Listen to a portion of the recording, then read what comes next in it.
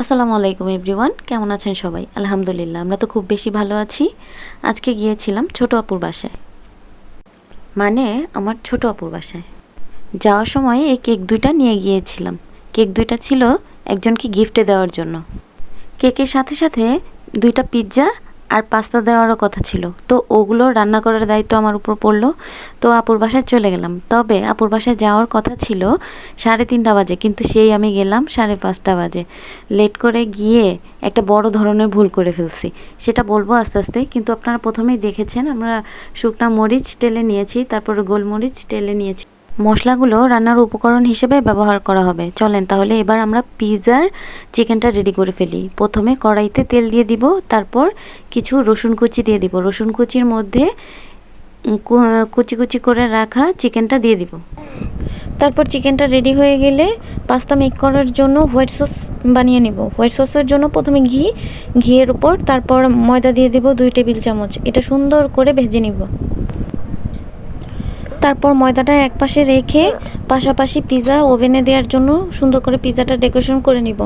ময়দার একটা ডো করে নিয়েছিলাম, তারপর পিৎজার একটা শেপ দিয়ে তারপর একে একে সব উপকরণগুলো দিয়ে দিব।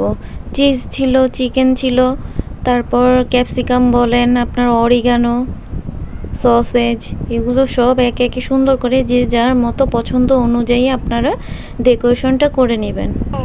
পিৎজাটা ডেকোরেশন শেষে আমি উপরে চিলি ফ্লেক্স, গোলমরিচ আর আরেকটু অরিগানো দিয়ে দিয়েছিলাম স্মেলটার জন্য। এটা ছিল আমার পিৎজাটার ফাইনাল লুক।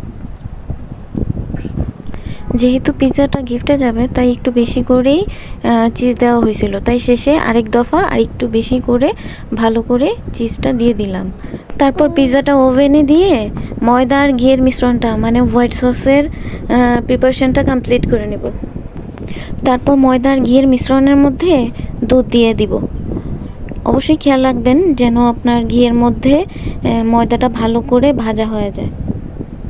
তারপর একে একে সব মশলাগুলো দিয়ে দিব। দিয়েছিলাম গোলমরিচ, চিলি ফ্লেক্স, অরিগানো আর টমেটো সস। তারপর একটু নেড়ে চেড়ে সিদ্ধ করে রাখা পাস্তাগুলো দিয়ে দিয়েছিলাম। রান্নার ফাঁকে ফাঁকে কিন্তু আমাদের খাওয়া দাওয়াও চলছিল। বেগুনি খেয়ে নিচ্ছিলাম একটা, পাশাপাশি চলছিল মুড়ি বানানোর প্রস্তুতি। ও হ্যাঁ, পাস্তাটা মাঝে কিন্তু একটু রসুন কুচি দিয়ে দিয়েছিলাম। তারপর আগে থেকে ভেজে রাখা চিকেন আর সসেজ দিয়ে দিচ্ছি। তারপর দিয়ে দিয়েছিলাম আগে থেকে কেটে রাখা ক্যাপসিকাম, একটু পেঁয়াজ কুচি। আপুর বাসায় যাওয়ার আগেই কিন্তু আপু অনেকটা কাজ গুছিয়ে রেখেছিল এবং আমি যাওয়ার পর বাকি কাজটা কমপ্লিট করেছি। পাস্তাটার কিন্তু সব কিছু ঠিকঠাকই ছিল, কিন্তু ওই যে প্রথমে ঘি আর ময়দাটা দিতে গিয়ে ময়দার পরিমাণটা একটু বেশি হয়ে গেছিলো। এই জন্য পাস্তায় একটু গ্রেভিনেসটা বেশি এসে পড়েছে। মানে পাস্তাটা একটু যখন ঠান্ডা ঠান্ডা ভাব চলে আসছে কেমন যেন জমাট বেঁধে যাচ্ছিলো। এই জন্য একটু মানে কেমন জানি লেগেছিল, এইখানে গন্ডগোল বাঁধায় ফেলছিলাম।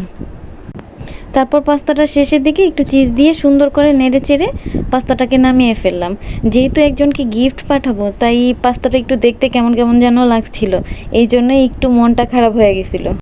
তবে ভাববে না খেতে যে খুব বেশি খারাপ হয়েছে, আলহামদুলিল্লাহ মোটামুটি ভালোই ছিল।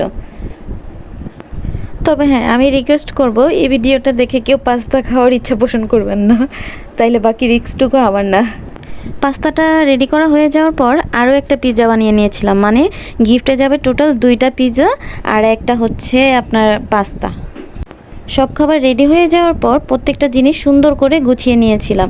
ওয়ান টাইম প্লেটের মধ্যে সুন্দর করে ডেকোরেশন করে দিয়েছিলাম। কেক আর পিৎজাটা ঠিকই ছিল আলহামদুলিল্লাহ, কিন্তু পাস্তাটা দেওয়ার সময় মনটা কেমন যেন খচখচ করতেছিল।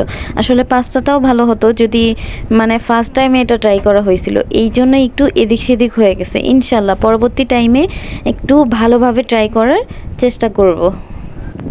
তবে আমি কিন্তু আমার বেস্ট ট্রাই করেছিলাম যাতে প্রত্যেকটা খাবার ভালো হয়, কারণ কাউকে দিলে তো আর খারাপটা দেওয়া যায় না।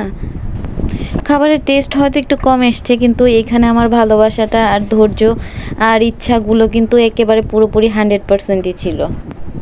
যাই হোক, পরবর্তী টাইমে গিফটে পাঠানো সবগুলো খাবার একটু সুন্দর করে ভিডিও টিডিও করে নিলাম। তারপর রেডি হয়ে গেলাম। বাসায় যারা যারা ছিল, বাসায় অনেক মানুষ ছিল, কারণ মিলিয়াপুর বাসায় মানুষের হাট থাকে সবসময়।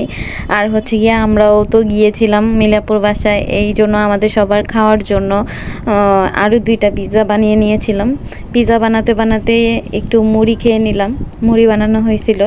তারপর একটা পিৎজা প্রথমে বানিয়ে ছোট বাচ্চাদের খাবার জন্য দিয়ে দিলাম, পরে আরেকটা পিৎজা বানিয়ে আমরা সবাই মিলে খেয়েছিলাম।